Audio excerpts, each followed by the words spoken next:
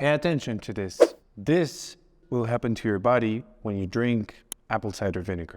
Apple cider vinegar is one of the simplest, cheapest, and easiest ways of getting home medicine or like a home remedy that you can use, and it really works for a bunch of things. Today I'm going to tell you how to use it, how not to use it, but even more important, how you can use it to help you cure a disease or in the progress or in the process to cure that disease, which is the dose, which is the time that you have to take it. Is it in the morning? Do I need to take it while fasted? Do I need to take it at night? Do I need to take it during the day? Does it have to be just pure the way it is, or can I dilute it in water, or should I take it in something else? Can I put it on juice? Can I put it on a dressing? Can I use it in something else? And what I really want to tell you are the uses that I've been telling my patients to do on a daily basis that have helped them very much. And trust me, apple cider vinegar, people say a bunch of things about it, but again, it's something cheap, easy, that you can find anywhere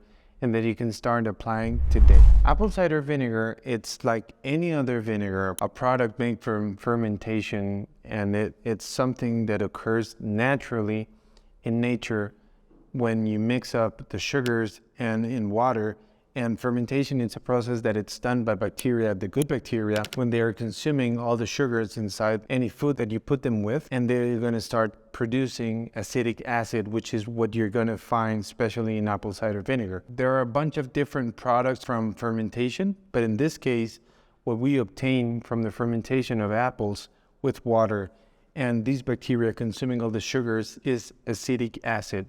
So most of the benefits that we're going to find from apple cider vinegar comes especially from acetic acid. There are other nutrients such as minerals and some vitamins, but especially they come from acetic acid and the capacity of acetic acid of being a very, very potent acid. So people might think that when you drink acid, you're acidifying your body. And right now, a lot of people think that when you acidify your body, then you're going to turn all your body into cancer, autoimmune disease. And I want to tell you that this is partially true, but it doesn't mean that if you drink something acidic, then you're going to turn your blood and all your body into an acidic state. It's very different. You turn your body into an acidic state when you have chronic inflammation, when you have habits that chronically bring you chronic inflammation, that bring you a lot of free radicals, and that will turn your blood, not the whole body, your blood,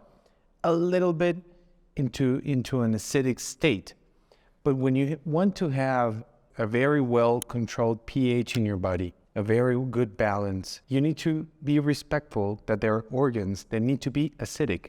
There are organs that need to be neutral. There are organs that need to be more buffered or have a little bit more alkaline state. Like for instance, the colon, or for instance, it's not the same thing your skin that needs to be acidic and your stomach that needs to be very acidic to other organs that might be a little bit more alkaline. So this is very helpful for you to know, because when you drink apple cider vinegar, you're going to start helping one organ that needs to be very, very acidic, and this is your stomach. When we have a good stomach, which is the first part in our digestion after being in our mouth and coming down the esophagus, when we have a good amount of acid in our stomach, which is the original and regular way, you can go to Google and type what's the normal pH of the stomach, and you're going to find that it's between 1 and 2. Apple cider vinegar, it's also very high in potassium.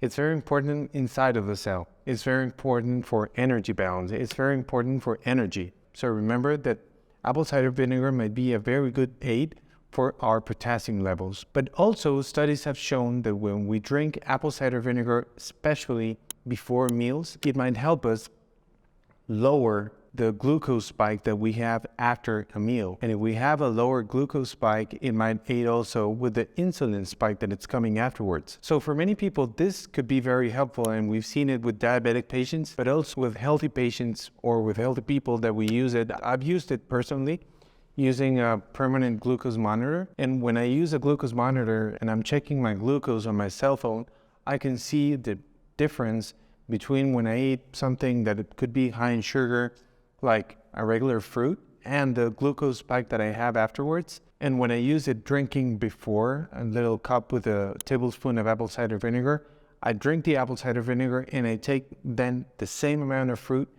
the same time of the day, and the glucose spike, it's much lower in the quantity and it doesn't last for as long as when I took it without the apple cider vinegar. So it's very important not only be on the altitude of the spike, but also on the time that the spike lasts. So when it comes to how to drink it, people get confused sometimes. I don't know who put this idea on people's mind that you need to take it while fasted and maybe get a little shot and just drinking like that. And I want to be very specific on this. Please don't drink it like that. You might not have anything at all. You might not have a gastritis, or you might not have esophagitis or anything. But if you take it like this, it could be very, very, very inconvenient because you might get heartburn or you might get burned because the acid in apple cider vinegar is very, very high. Some people might tolerate it, but not everyone. So that's why my recommendation is try to, if you want to take it, drink it in water. Drink it in water, put it on a dressing.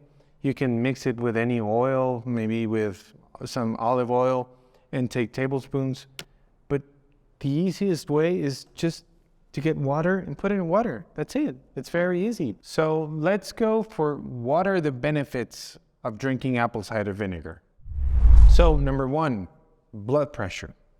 When studies have shown that when you have good amounts of potassium in your body, or when you take any food high in potassium, it's going to aid for your blood pressure because potassium is very important for your blood vessels to dilate, so that might be very helpful. Number two, you might think that it's very helpful for your colon, but actually it's helpful for your stomach. And when you have a good stomach, your colon is going to be very happy. Your stomach needs to have a good pH within 1 and 2. That's very acidic. When you start losing that amount of acid because you have chronic stress, Western diet, antibiotics, use of chronic antacids, which people take all the time, you start losing the right amount of acid in your stomach. When you don't have a good amount of acid, you won't have a good stomach, you don't have a good gallbladder, you don't have a good pancreas producing digestive enzymes, you cannot break proteins, you cannot absorb fats, you don't digest vitamin D, selenium, zinc, calcium, which is also very important.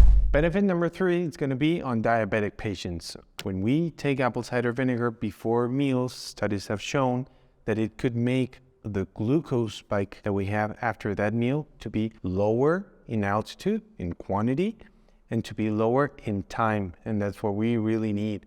And when we have this, of course, we're going to have all the benefits from having a lower insulin spike, which is the hormone that it's produced when we have high amounts of glucose to help that glucose go into the cells or go into the liver or get into our muscles. So when we have good control of glucose, good control of insulin, we can aim or we can use that for as a part of the treatment to help insulin resistance and to be very helpful to go for the other path, which is not being insulin resistant, to be insulin sensitive. Benefit number four could be to help you lose weight. If you have high amounts of insulin because you're taking high amounts of glucose and your body is not managing it well, then you're going to start gaining more fat. If you help your body to have lower insulin levels and lower glucose spikes, then it might help you if that's your path, because it's not everyone's to help you lose weight. If I take apple cider vinegar, just taking it, and if I continue with my diet, if I don't exercise, if I don't do anything else, am I going to start losing weight?